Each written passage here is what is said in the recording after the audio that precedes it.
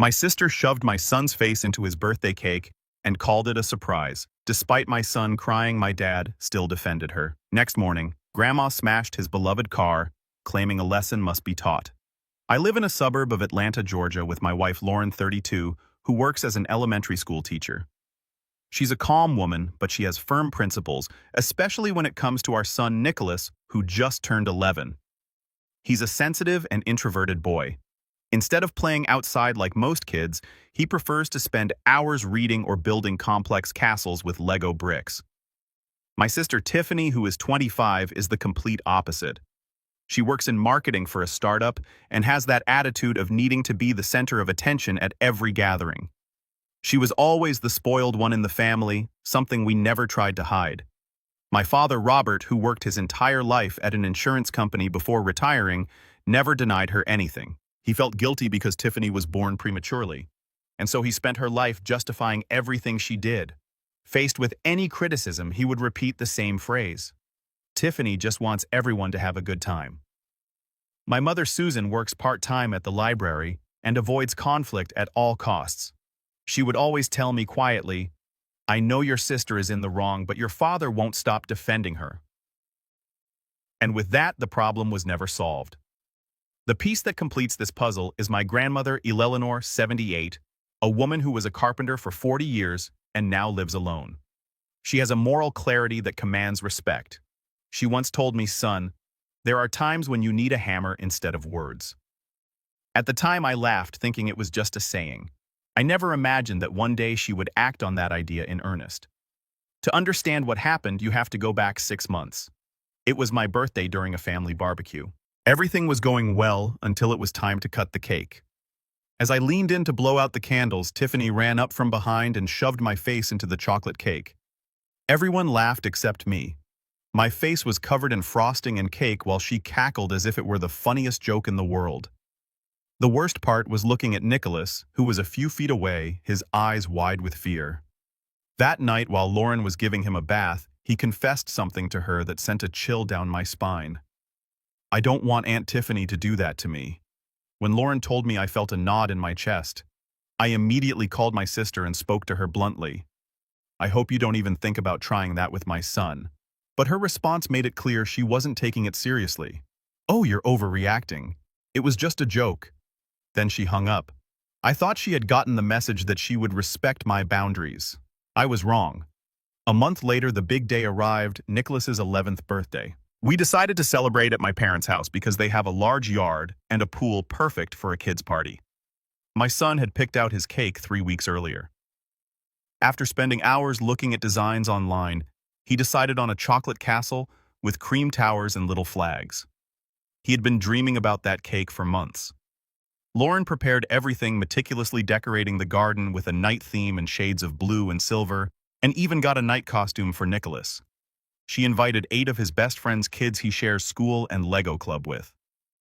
That morning, while Lauren was finishing the preparations in the kitchen, Nicholas approached me in the garage with a worried expression.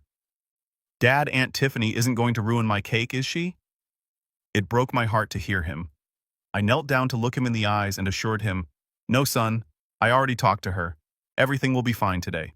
During that week, I had seen him practicing in front of the mirror, how to blow out the candles, close his eyes, and make the wish he had been saving for so long. The party started.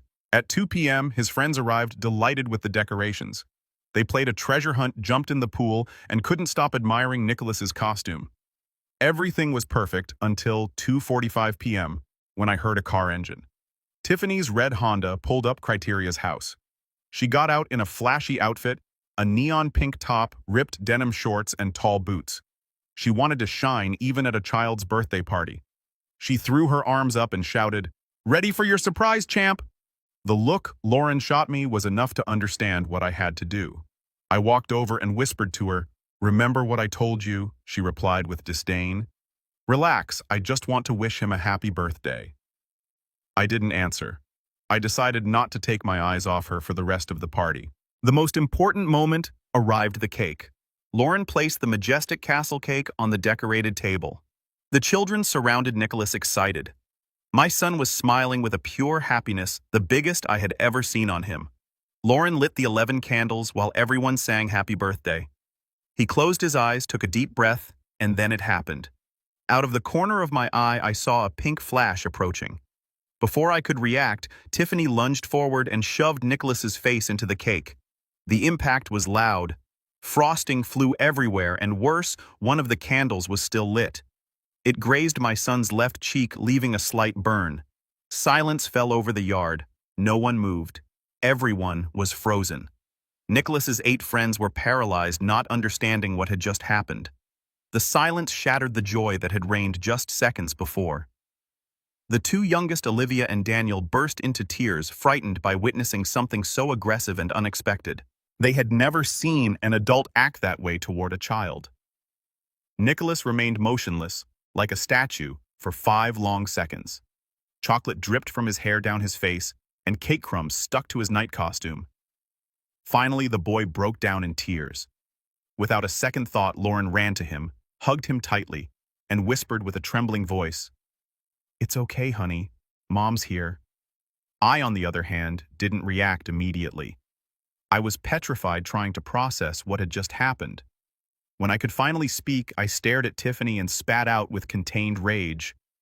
"What the hell did you just do?" She, instead of showing the slightest remorse, let out a nervous laugh and replied, "It was just a joke. I do it with everyone." I felt my blood boil. I took a step closer and reminded her in a firm tone, "I warned you never to do that to my son." In that instant, my father Robert shot up and yelled at me, "Don't talk to your sister like that." Meanwhile, my mother leaned toward Tiffany and said in a low but firm voice, "You should apologize to Nicholas." It was chaos. The children were terrified, not knowing where to hide. Andrew, one of my son's friends, walked over and gently hugged him. "Are you okay?" he asked, his voice filled with concern. A few feet away, Olivia, the youngest girl, glared at Tiffany and said loudly, "She's mean." The parents who were starting to arrive to pick up their children were shocked by the scene. Some looked at each other uneasily, as if wondering whether they should intervene. No one was paying attention to the destroyed cake or the unopened presents. The birthday party had turned into a complete disaster, and the only thing on my mind was protecting Nicholas from more pain. As my son sobbed in Lauren's arms, his small face covered in tears and chocolate frosting, I thought, this wasn't the birthday he dreamed of. Then, in the midst of that unbearable tension, my grandmother stood up from her chair. Her voice, deep and serene, cut through the silence. "Listen to me, everyone." The conversations died instantly. Even the wind seemed to stop. With her eyes fixed on Tiffany, my grandmother asked, "You were warned clearly. Why did you do it?" Visibly nervous, Tiffany stammered, "Grandma, I just wanted everyone to have fun." But the old woman's voice was sharp. "Do you see Nicholas having fun? Look at him." The color drained from my sister's face. She wasn't used to being confronted like that. Meanwhile, my son continued to tremble in his mother's arms. My grandmother then turned her gaze to my father. "Son, do you see your grandson crying?" Irritated, he replied abruptly, "Don't tell me how to raise my grandchildren. Every parent disciplines their own child." The silence that followed was so thick that no one dared to breathe loudly. My mother looked down, ashamed, while the invited parents stood still, unsure whether to leave or wait. I could hear the sound of Nicholas's choked sobs and the whisper of the wind rustling the leaves. My grandmother held my father's gaze for long seconds before uttering words that chilled me to the bone. "All right, I understand." She didn't say with anger, but with a coldness that sounded like a farewell, as if something inside her had broken forever. Lauren, moved to tears, looked at me and whispered, "Let's go home." I nodded silently. I grabbed our jackets, and before leaving, I looked at Tiffany. "Think about what you did." She shot me an annoyed look and replied, "You're overreacting. It was just a joke." It was in that instant that I understood. No one, absolutely no one, tried to stop us. There were no apologies, no intention of fixing things. They just watched us leave as if we were the guilty ones. My grandmother stood up too, with eyes full of disappointment. She looked at my father one last time and said goodbye. But it sounded like something final, not just a simple goodbye. 3 other families gathered their things and left without a word, not wanting their children to witness the tense atmosphere any longer. From outside, I heard my father's voice say with contempt, "They're making a drama out of nothing." Those words pierced my soul. He hadn't understood a thing. Tiffany, sitting in silence, stared at her chocolate-stained hands with a look of bewilderment. Perhaps she was beginning to realize that her joke hadn't made anyone laugh. My mother, exhausted, collected the remains of the cake, murmuring under her breath, "What a shameful birthday." The drive home was completely silent. Nicholas didn't say a word. Lauren sat in the back seat, hugging him tenderly and gently wiping the last traces of frosting from his face. When we arrived, my son refused to eat dinner. He went straight to his room, got in a bed, and pulled the blanket over his head, not wanting to talk to anyone. Lauren helped him change, and while cleaning the last bits of chocolate, she noticed a slight burn on his left cheek from a candle. It wasn't large, but the skin looked irritated.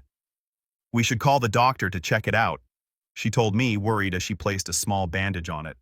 It was then that Nicholas, his eyes swollen from crying, looked at her and asked, "Mom, why does Aunt Tiffany hate me?" That question left us speechless. I didn't know how to explain an adult's behavior to an 11-year-old boy. In the end, she just hugged him tightly, unable to say a word. I stood in the doorway watching my wife and son, feeling something inside me break. How could I explain to him that his Aunt Tiffany didn't hate him, but that she had never learned to respect others? That night around 9 p.m., as Nicholas was finally resting in his room, his phone rang. It was Andrew, one of his friends. I heard his voice through the speaker. "We think your aunt is a mean person." That made me feel an immense sense of shame. 11-year-old children could see the truth more clearly than the adults in my family. After Nicholas fell asleep, I called my grandmother. When she answered, I said, "Thank you for speaking up." She was silent for a moment before replying firmly, "Son, I'm not finished yet." The tone in which she said it sent a chill down my spine. I knew my grandmother. She didn't say things she didn't mean. If she said she was going to do something, she would do it. That night, lying next to Lauren, I stared at the ceiling, thinking about how I had really been protecting my son. Maybe it was time to make difficult decisions to take care of those who truly mattered. At 5 a.m., my grandmother arrived at my house. She knocked forcefully on the door and told me to accompany her to my parents' house. According to her, she had something to resolve. I got dressed without asking questions and followed her in silence. At 6 a.m., sharp, loud knocks echoed on my parents' door. My grandmother pounded insistently until someone opened it. My mother appeared surprised to see her, dressed in her old work clothes, a flannel shirt and worn jeans just like in her carpentry days. What stood out the most was the large leather bag she was carrying, so heavy it seemed to hold something important. Without a greeting, she said in a firm voice, "Get everyone downstairs. I have something to say." 10 minutes later, the family was gathered in the living room. My father, sitting on the sofa, had a scowl on his face, annoyed at being woken up so early. Tiffany came down in pink pajamas, her hair a mess, and her eyes puffy from sleep. My grandmother stood in the middle of the room, looked at everyone and declared, "This is your last chance." Tiffany must apologize to Nicholas in front of the entire family. As soon as she heard it, Tiffany shook her head. "I don't think I did anything wrong. It was just a joke," she replied brazenly. Then my grandmother turned to my father and looked at him with a coldness that froze the skin. "Letting bad behavior go unchecked has consequences," she warned him. He let out a dry, contemptuous laugh. "Do whatever you want. I'm not afraid of you." She watched him for a few more seconds and calmly repeated that phrase that always heralded a storm. "Very well. I've said enough." The air grew thick. My mother, nervous, whispered to my father, "You should listen to her," but he remained stubborn, waving his hand dismissively and muttering, "She's an old woman. What could she do?" My grandmother didn't flinch. She didn't respond with anger. She bent down, picked up her leather bag, and stood up, looking him straight in the eye. On her face, I saw something I had never seen before, an icy determination forged over a lifetime of defending what was right. Tiffany started to get uncomfortable. Her eyes searched for support but found only silence. Even my father seemed uneasy under my grandmother's gaze. She asked one last time, "You're not going to apologize?" Despite the fear that flickered in her eyes, Tiffany shook her head again. "I didn't do anything wrong," she repeated. My grandmother nodded as if she had expected it. She took her bag, walked to the door, and before leaving said calmly, "I know what I have to do." After she left, the living room fell silent. Tiffany looked at my father with anguish, as if she suddenly understood there would be consequences, and that he couldn't protect her. As we stepped out of the house, a loud crash shattered the neighborhood stillness. The sound of shattering glass woke everyone up.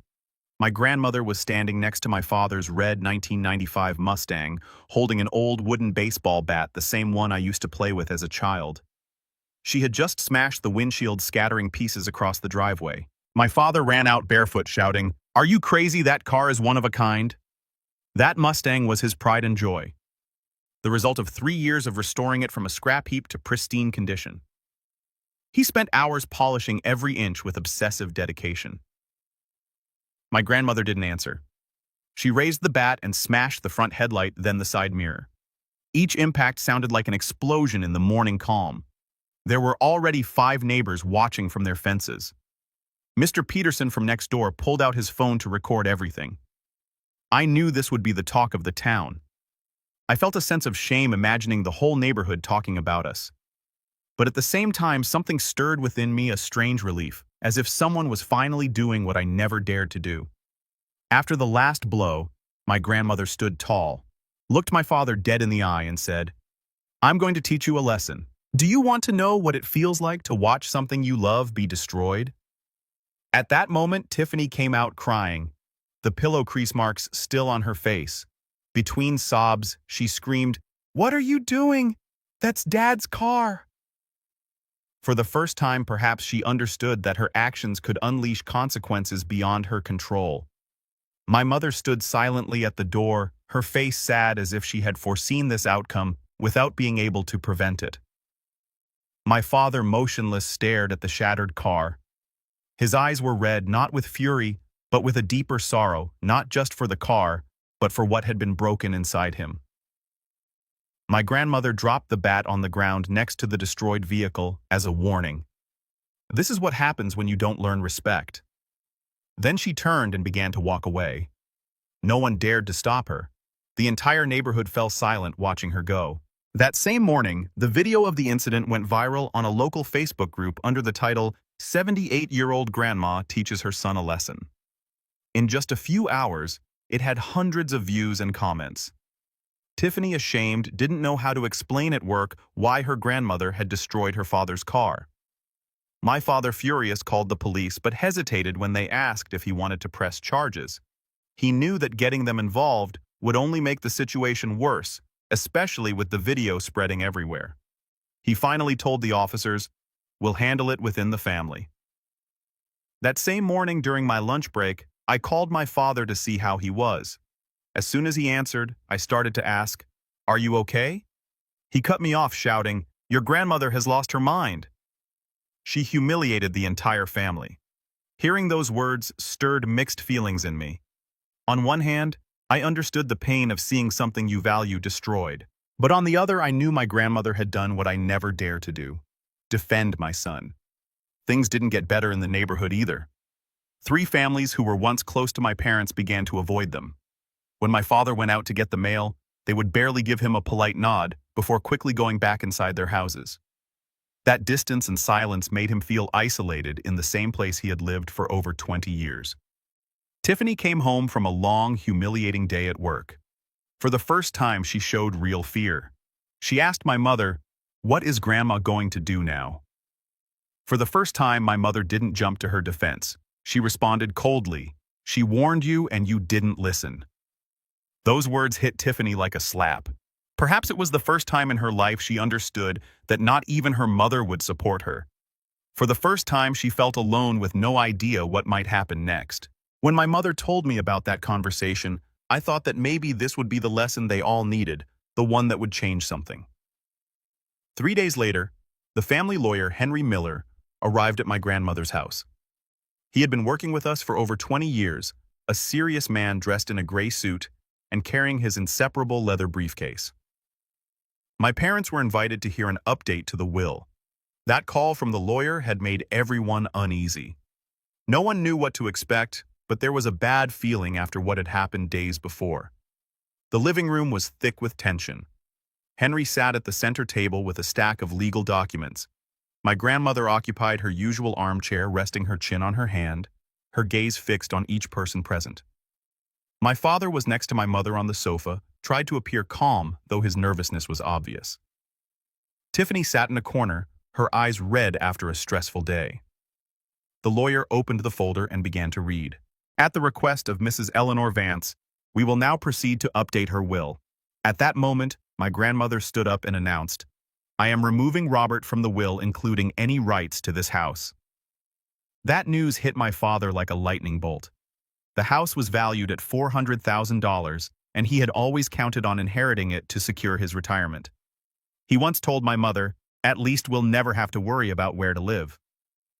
After a few seconds of silence, my grandmother continued, if Tiffany does not apologize to Nicholas within 7 days, she will also be removed from the will. Henry continued reading the new distribution. Susan will receive 30%. Adam, Otusi, Lauren and Nicholas 20% each. My father slammed his hand on the table. His voice trembled with rage as he shouted, you can't do this. I took care of you all these years.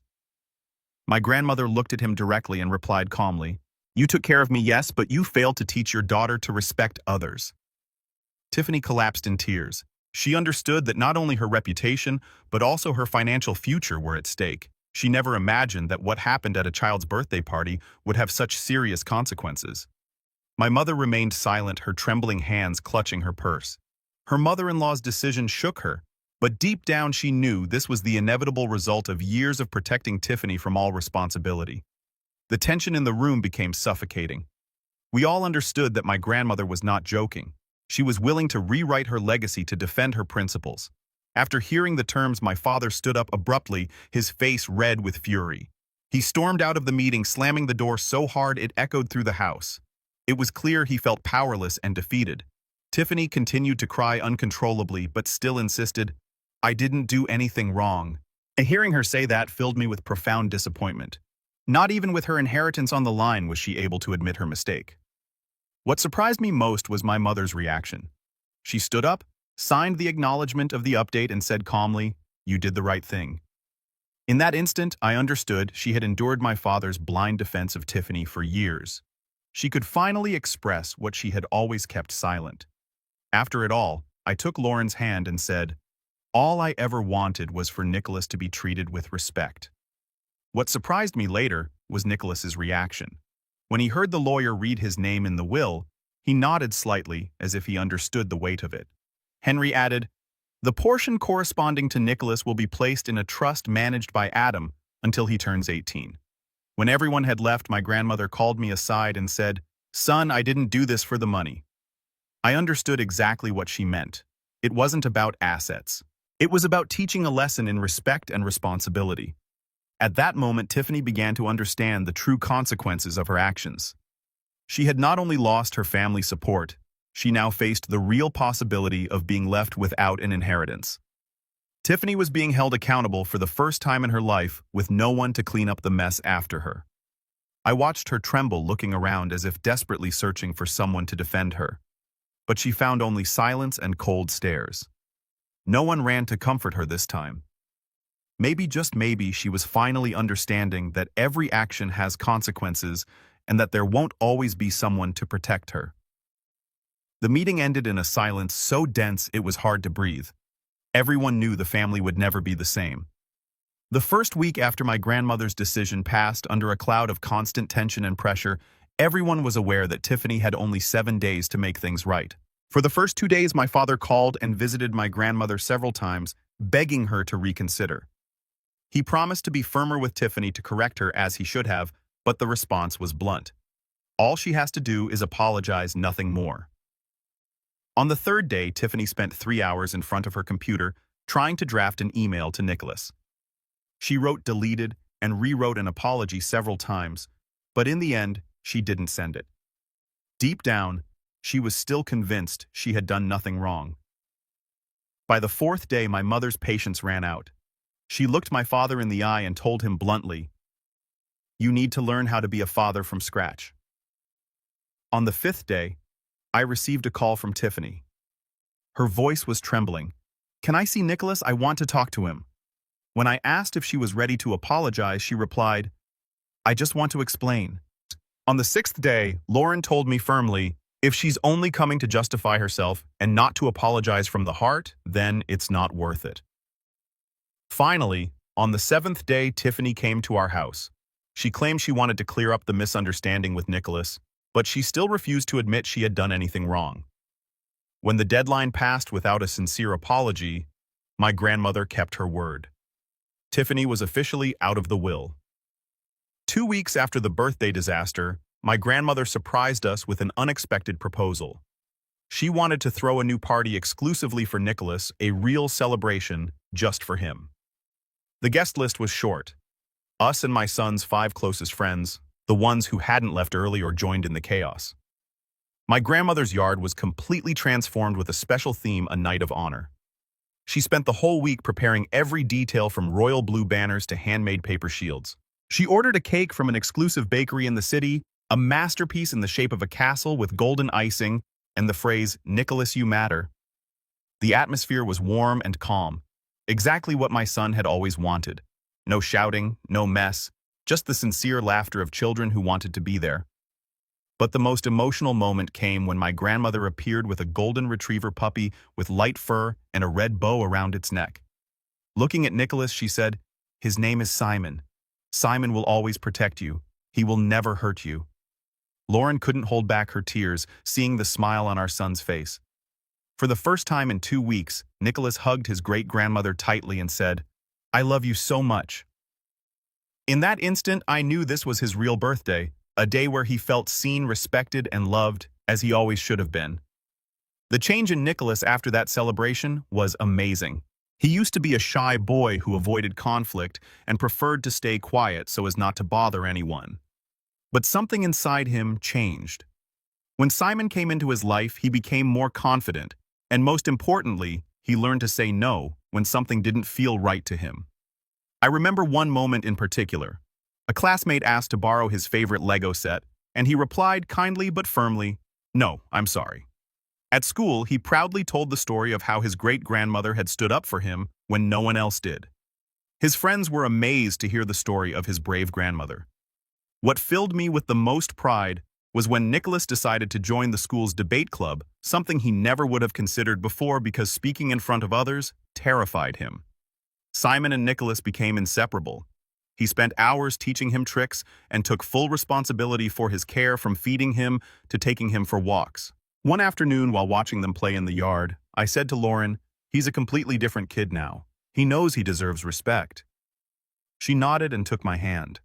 At that moment, I understood that the best gift my grandmother had given him wasn't just a puppy, but the confidence to stand firm and the strength to protect himself.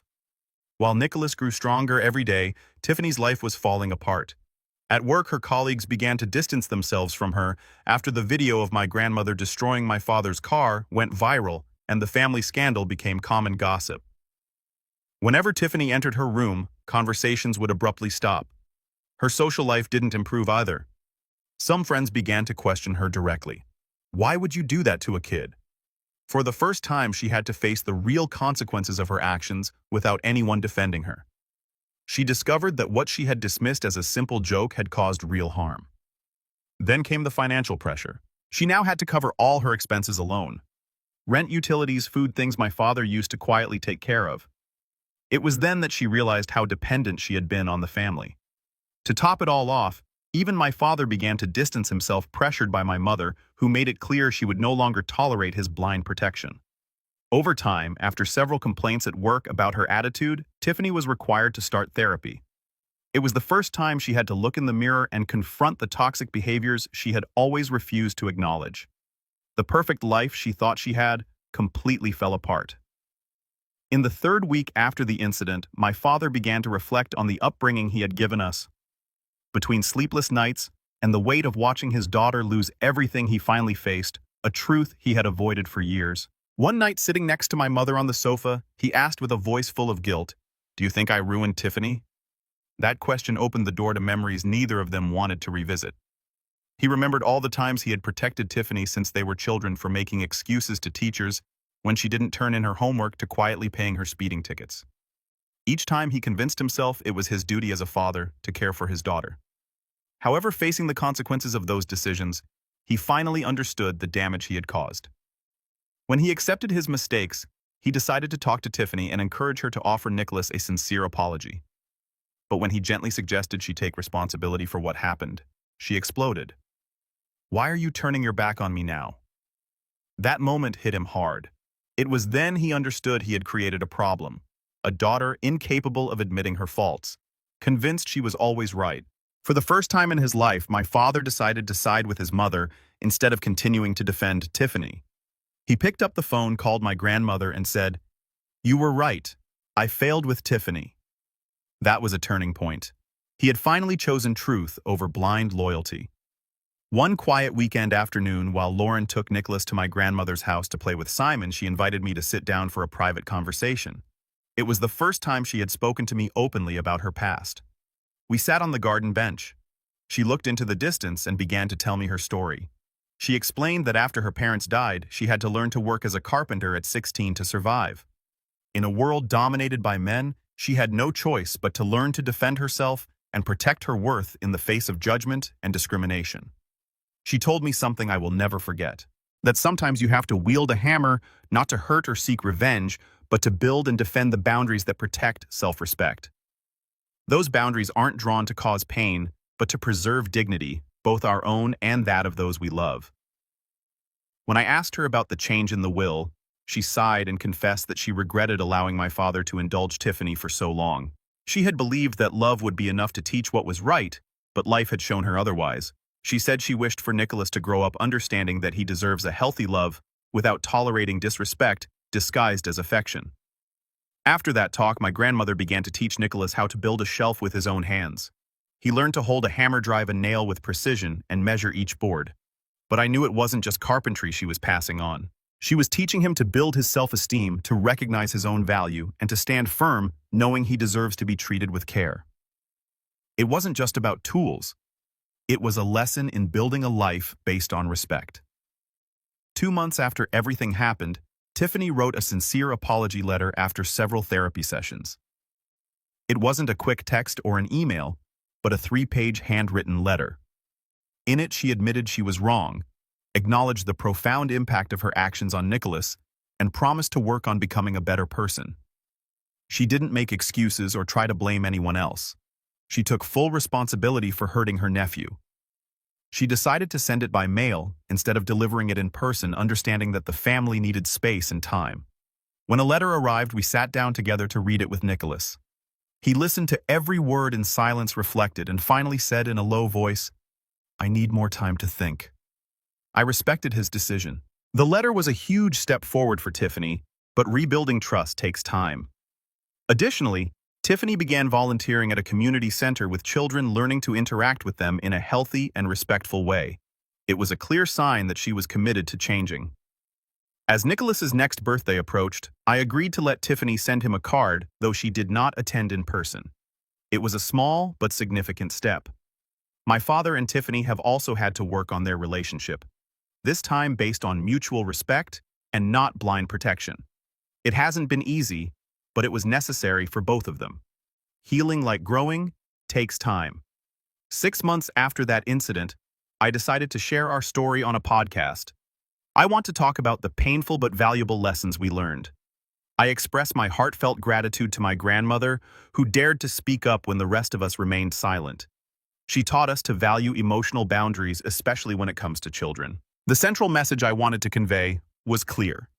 Teaching children to defend themselves and speak up when they are mistreated is not optional. It is essential. No one, not even family, has the right to hurt them under the excuse of it's just a joke.